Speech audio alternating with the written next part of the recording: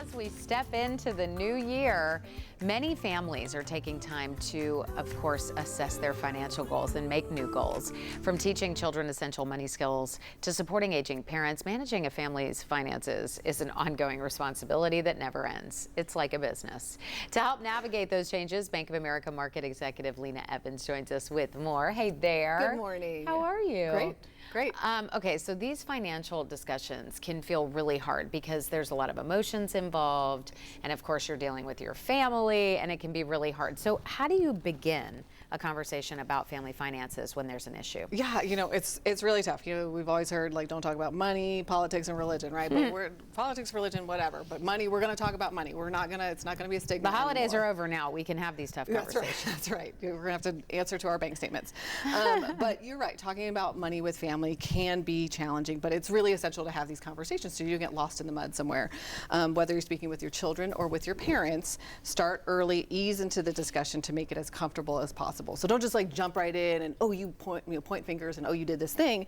But even if your kiddos won't have a debit card for a while, or your parents don't yet need assistance, starting the dialogue now, baby steps, sets the foundation for those future decisions and those tough conversations. Money's a hard conversation to have. It really is. Now, with your kids, it's more about teaching them to be smart with money. Yes. So how do you begin to do that? So I actually had a conversation with my son recently. We were trying to decide between, what is the best thing? Is it a Bishop Boswell jersey? Is it a Nintendo Switch 2? And I'm like, let's talk about saving money, giving money, that kind of thing. So early financial lessons can really build a strong foundation for lifelong money skills.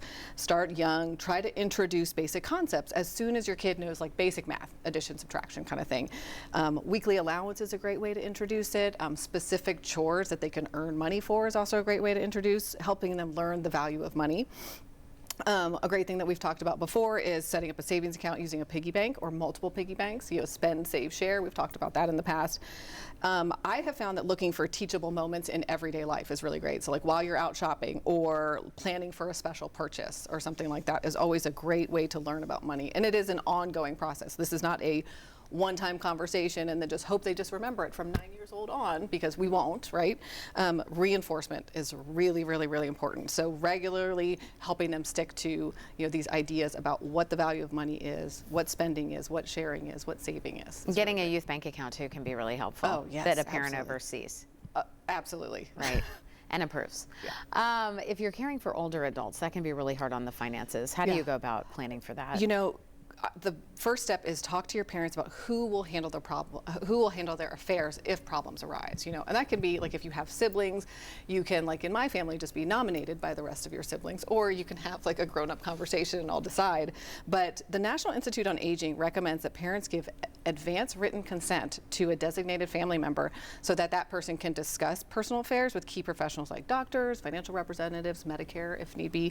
The pre-planning will help navigate through any privacy laws that are related to those important conversations. So advance written consent is really, really, really important. Otherwise, you're just going to be shut out, right?